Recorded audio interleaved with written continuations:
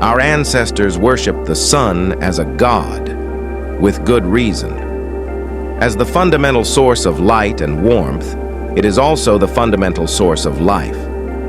These days, we don't give the sun much thought except in relation to the weather, or maybe in our dreams of a beach vacation. But we should be careful about demoting the sun to a lesser than godlike status.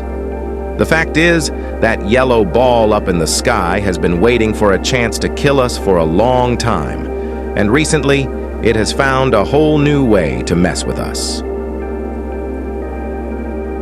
Share the Sun has a new way to kill us on LinkedIn. Our ancestors worshiped the sun as a god, with good reason. As the fundamental source of light and warmth, it is also the fundamental source of life. These days, we don't give the sun much thought, except in relation to the weather, or maybe in our dreams of a beach vacation.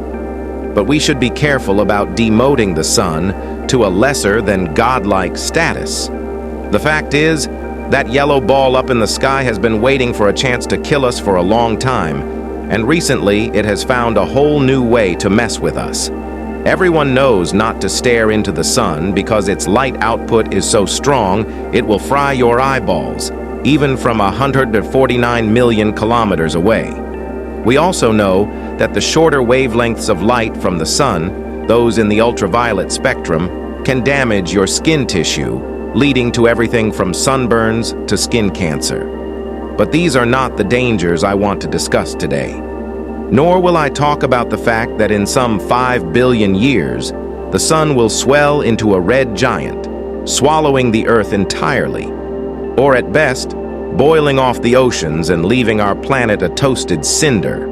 Instead, today, I want to share with you the cosmic anxiety associated with the super solar flares called coronal mass ejections, or CMEs. If you rely on electricity for your daily life, then the sun is waiting to use a CME to kill you. Picture a flotilla of hyperfast aircraft carriers.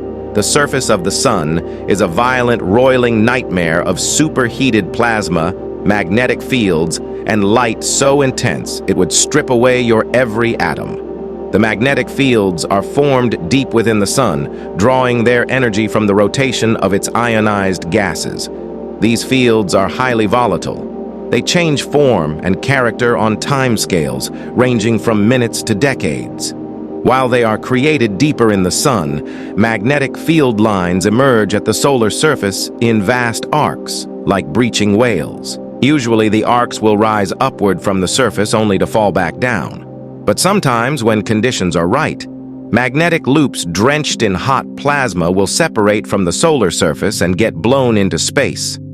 This is a coronal mass ejection, and when one gets fired toward our planet, it can cause big trouble. A typical CME will drive 1 billion tons of plasma into space at energies equivalent to that of a flotilla of 200 aircraft carriers moving at 500 km per second. On any given day, the sun may fire a few CMEs into space. Most are harmless to us.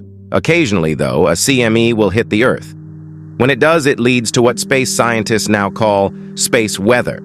Auroras come to harm us.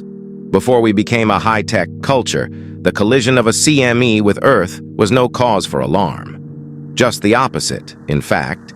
It might produce beautiful auroral displays. Auroras are emissions of light caused by the flow of charged particles along Earth's own magnetic field. But now that we rely so heavily on electricity, the massive flow of charged particles in a CME is no longer so harmless. CMEs can affect us in different ways. In the near-space environment of Earth's orbit, the ionizing radiation from CMEs has the power to knock out satellites and space stations. These space storms are strong enough to be fatal to astronauts, which is why the space station has a special shielded compartment for them to hide in if a CME hits. But the real problem for you and me is the electrical power grid. The magnetism in these space storms can load up power lines, causing outages. A particularly potent example of this effect occurred on March 13, 1989, when a severe space storm caused a system-wide failure in Quebec. The time from the onset of the storm hitting Earth to total blackout was 90 seconds, and 6 million people were left without power. Coronal mass ejection, nightmare scenario. The nightmare scenario, then, is a super CME hitting the planet and overwhelming power grids across the continent. If something like this were to happen, experts warn that it could take months or longer to get power back. That long recovery time is because there is no large-scale set of backups for all the transformers that would need replacing. Imagine 6 months with no electricity across the entire country. It sounds pretty apocalyptic. We do know that such super CMEs do occur. In fact, we may be overdue for one. On Sept 1, 1859, telegraphs around the planet, all connected by electrical lines, began spraying sparks as a huge CME crashed into the Earth. Scientists now call this a Carrington Event, after the astronomer who observed the CME that caused this global glitch. If a Carrington event happened today, most experts agree it would fry our power, GPS, and communication systems, leaving us cold in the dark and alone. Luckily, we can prepare for something like this, and hopefully we will do so before the big one hits. But the lesson for today is simple.